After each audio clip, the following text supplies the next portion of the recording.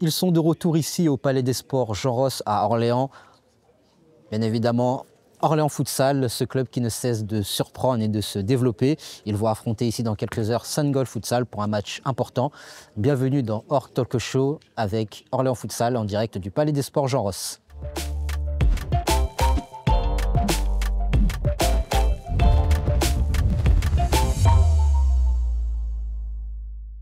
Bonjour Karamba, bonjour Murillo. Bonjour. On est ici pour la deuxième fois de suite au Palais des Sports Jean Ross, à quelques heures d'un match important contre Sun Futsal. Karamba, toi tu es coach de la réserve d'Orléans Futsal, mais pas que. Est-ce que tu peux nous expliquer ce que tu fais concrètement dans le club et depuis combien de temps tu es dans le club? Donc ce qu'il faut savoir, c'est que moi aujourd'hui j'ai 24 ans. Je suis au club depuis le début, donc depuis la création, le lancement en 2022. J'ai commencé en tant qu'éducateur jeune avec un contrat PEC, où l'idée, j'intervenais dans les quartiers, dans le quartier de l'Argonne, où je m'occupais de l'école de futsal, donc des jeunes de 6 à 16 ans. Ensuite, par la suite, j'ai fait un bachelor management et marketing du sport à Tours, en alternance au sein du club. Donc là, je m'occupais de tout ce qui était événementiel, donc l'organisation des matchs de l'équipe première. Et cette année, au mois de septembre, j'ai signé mon contrat en CDI en tant qu'éducateur socio-sportif. Donc là, je jongle entre les deux. Donc je suis éducateur socio-sportif. Je m'occupe de toutes les catégories jeunes dans le secteur nord. Je m'occupe de la catégorie sport adapté également. Je suis coach de l'équipe réserve, comme tu l'as dit juste avant. Et je m'occupe également aussi de l'organisation des matchs de l'équipe première, comme aujourd'hui au Palais des Sports. Le club a fait d'énormes progrès en seulement 3 ans d'existence. Comme tu l'as dit, toi tu es là depuis le début. Quels ont été les principaux leviers de développement d'Orléans Futsal? Franchement, au niveau des leviers qui ont été importants au sein du club, c'est la solidarité. Justement, par rapport au slogan, ce qu'il faut savoir, c'est qu'on l'a créé ensemble, un engagement. Du coup, c'est le fait de s'engager au sein du club, de vouloir aider et être unis. Une passion, le futsal. On se réunit tous autour d'une passion. Et l'aspect familial. Donc, on est tous une famille, que ce soit joueurs, bénévoles, salariés. L'idée, c'est vraiment de créer une unité entre nous. Et c'est ce qui fait qu'aujourd'hui, le club, il excelle. Et ça se voit. Toi, Murillo, c'est ta deuxième année ici, tu viens du Brésil. Est-ce que tu peux nous raconter un peu de ton parcours et surtout comment tu es arrivé ici à Orléans Futsal, en France? Oui, là, c'est la deuxième saison que je joue avec Orléans Futsal, où j'ai eu le plaisir, ça fait 2019, j'ai rencontré le coach Bocard, le président Ahmed. Quand j'ai quitté le club qui j'étais avant, ils ont proposé de venir ici. Ils avaient un gros projet, et là, ça se voit. Je suis très content d'avoir accepté. Et c'est là où j'ai commencé ma aventure à Orléans Futsal avec les deux. Après, je connaissais déjà les joueurs et tout ça. Du coup, quand ils nous ont proposé ça, j'ai accepté direct. Et là, je suis très content, très heureux d'avoir accepté ça. Tu fais partie aussi d'une équipe qui a montré une progression impressionnante depuis sa création, on l'a dit. Comment toi, tu ressens cette évolution personnellement? Personnellement, je le ressens très fort parce que quand ils ont monté, ils n'avaient pas encore la perspective de la D2. Ils ne savaient pas comment ça s'est passé parce qu'ils allaient jouer la première fois. Mais tous les joueurs, tous les staffs, les coachs, on était prêts, ils étaient prêts pour apprendre et vivre ça. Et du coup, ça, je trouve qu'on a avancé beaucoup avec chacun avec son ton. Mais je crois que là, comment je peux dire ça, on a accepté qu'on n'était pas même niveau R1 des deux, mais on a évolué tout ensemble. Comme Karamba l'a dit, c'est une famille, on est tous ensemble. Okay. Je l'ai dit en amont, Karamba, donc vous revenez ici pour la deuxième fois de suite. Que représente cette installation-là pour l'équipe? Parce que là, voilà, on est là, c'est vide. Dans quelques heures, ça va être plein à craquer. Ça représente quoi pour vous? Franchement, c'est une réussite. Parce que c'est pas tout le temps qu'on joue au Palais des Sports. C'est un endroit mythique en plus d'Orléans. L'année dernière, quand on l'avait fait, c'était incroyable, exceptionnel. Quand on voit qu'il y a des familles, des personnes en situation de handicap, des structures, des assos, une diversité au niveau du public, c'est là où en fait on se dit que Ah, c'est pas que du futsal, c'est une réussite. À travers un sport, on arrive à réunir autant de personnes. Moi, je me souviens par exemple d'un exemple où j'avais des mamans de l'école de futsal. En fait, quand elles ont inscrit leurs jeunes, pour elles, le futsal, c'était comme le foot en herbe. Donc, on leur a dit que c'était différent, que ça allait plus vite, qu'il y avait une certaine passion.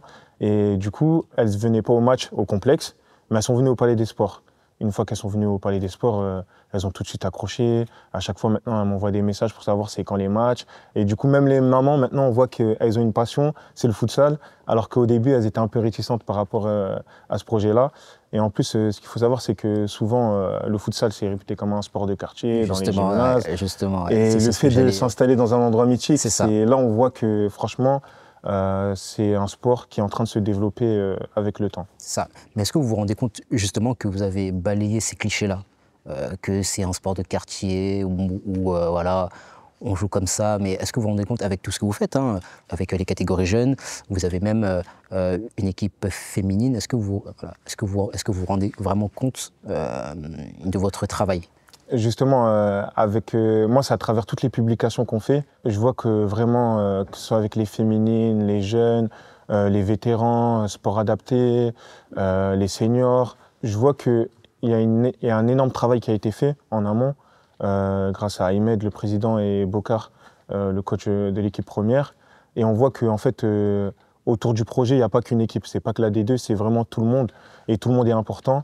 Et à travers les publications, c'est là où on voit l'énorme travail qui est effectué et on se dit quand même, on en a fait du chemin. Là, on a dit, vous avez 3 ans d'existence, vous êtes en division 2, c'est carrément incroyable. Est-ce que vous avez rencontré des difficultés voilà, est-ce que tu peux nous raconter un peu ce parcours-là? Ce qu'il faut savoir, c'est qu'au début, les difficultés, c'est avec les créneaux. Donc, par exemple, les créneaux d'entraînement, on essaie d'avoir des créneaux à gauche, à droite. On a un nouveau sport qui vient de s'installer. Donc, le fait d'avoir sa place, c'est un peu dur au début. Mais avec l'organisation et l'entraide, que ce soit avec des structures. Moi, je me souviens quand on avait commencé avec l'école de futsal, on avait quoi, 50 licenciés. Et quand tu vois que sur la deuxième année, on passe à 172, et là, actuellement, cette année, on a à peu près plus de 250 licenciés, tu te dis que l'évolution, elle est importante. Donc, au fur et à mesure qu'on évolue, aussi, on a plus de créneaux, donc plus de chances d'avoir des joueurs qui peuvent venir, des jeunes qui peuvent s'inscrire au sein du club. C'est là où tu te dis qu'en fait, on a fait un boulot qui est énorme et que le travail qui a été fait, c'était incroyable. Dans quelques heures, Murillo, vous jouez Sengol. Comment l'équipe se prépare? Franchement, cette semaine, on était très focus, on s'entraînait très bien. Les séances étaient très intensives. Sengol, on les connaît déjà. On a réussi à les battre à l'aller. J'espère qu'on va les faire ce soir encore. Et on les connaît très bien. Le coach nous a donné tous les ingrédients. Je crois que tous les joueurs ils sont bien concentrés. L'état d'esprit de l'équipe il est très bon. On les connaît, on va tout faire. On va tout faire pour les battre. Cette semaine, ça a été bien intensif, comme j'ai déjà dit. Et j'espère qu'on va pouvoir mettre tout en place pour que ce soir, tout ça passe bien, on peut bien fêter à la fin de match. Mais est-ce que le fait de jouer justement ici, ça rajoute une pression particulière? Franchement, ça rajoute un petit peu. Mais comme j'ai dit, nous, en tant que joueurs, on est concentrés, on pense qu'à notre match. Peu importe, on sait qu'on va voir du monde, on va voir les familles, des spectateurs. Mais on est focus, on va penser à tout ce que Bokar, le coach, nous a donné. Et on va tout faire pour gagner ce match ce soir. Et après, on va bien fêter, on va bien passer la soirée avec tout le monde. C'est quoi la force de l'équipe cette saison? Cette saison, pour moi, la force de l'équipe, c'est la résilience, excuse-moi. Parce que comme l'année dernière, on n'a pas bien commencé. Et après, on a enchaîné avec des victoires. On balance un peu, on gagne, on perd. Mais je crois la résilience qu'on a eu dès le début jusqu'à là. Parce que le championnat n'est encore pas fini. Et il n'est pas encore fini, il est bien serré, que ce soit en haut, soit en bas. Mais la résilience, la persévérance qu'on a eue dans toutes les séances d'entraînement, tous les matchs qu'on a perdus, on s'est mis la tête pour réfléchir, soit ensemble. Je crois que c'est ça, c'était notre force cette saison-là. Et on va finir comme ça encore. Encore. Karamba, qu'est-ce qui distingue Orléans Futsal des autres clubs de D2? Franchement, je dirais ce qui nous distingue, c'est vraiment tout l'aspect autour. Comme j'ai dit, nous, on est une famille et à travers les publications qu'on fait, et notamment grâce à la communication, donc avec Clément, Benjamin, Nathan, qui sont chargés de communication au sein du club, on voit que ça rajoute vraiment un plus. Aujourd'hui, quand on regarde les clubs de futsal, malheureusement, au niveau de la com, c'est pas assez développé. Ça pêche un peu. Ça pêche un peu, donc ça fait que, justement, pour développer la pratique, c'est pas pratique.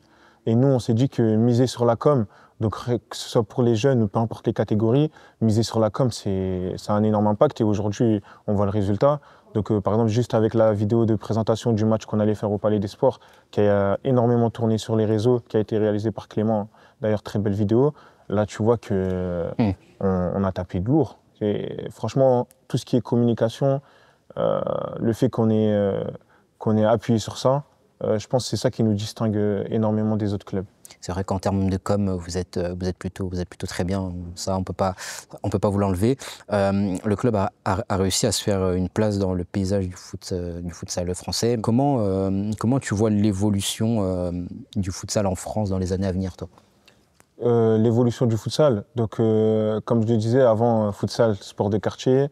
Aujourd'hui, on arrive, tu as championnat D2, championnat D1, tu as des championnats en régional.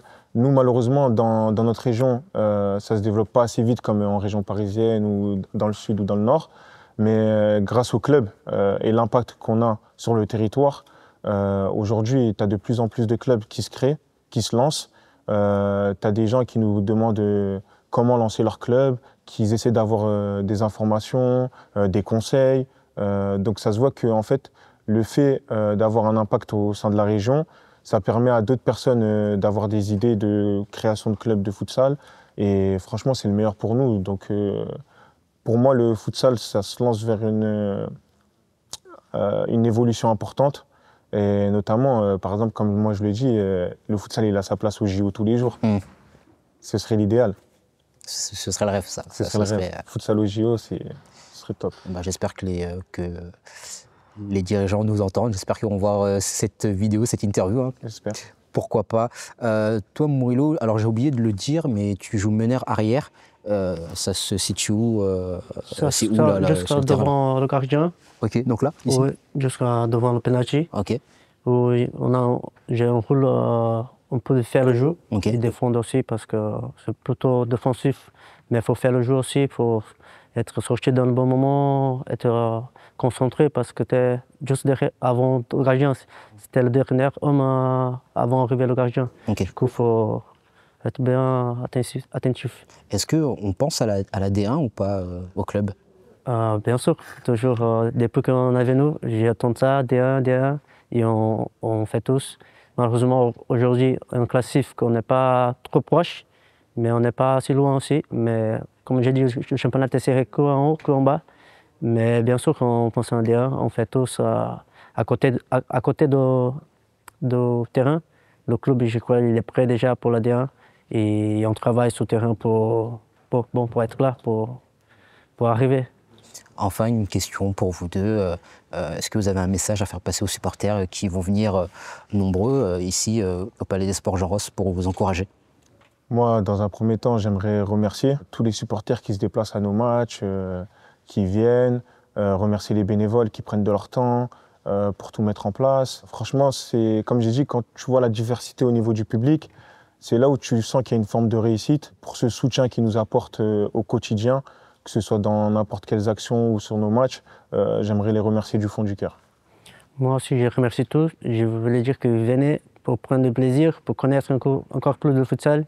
J'espère que nous, en tant que joueurs, on va tout donner pour emporter le spectacle, pour porter un bon ordre, pour qu'ils passent une bonne soirée, pour qu'ils connaissent bien le futsal, que ça se développe à chaque jour.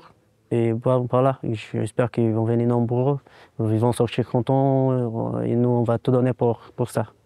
Merci beaucoup Karamba, merci beaucoup Merci à toi. Mourilo de m'avoir accordé du temps à quelques heures de votre match contre Saint-Gall et bonne chance pour tout à l'heure, j'ai envie de dire. Merci. Merci à vous de nous avoir suivis dans Hors Talk Show et à bientôt pour un prochain épisode.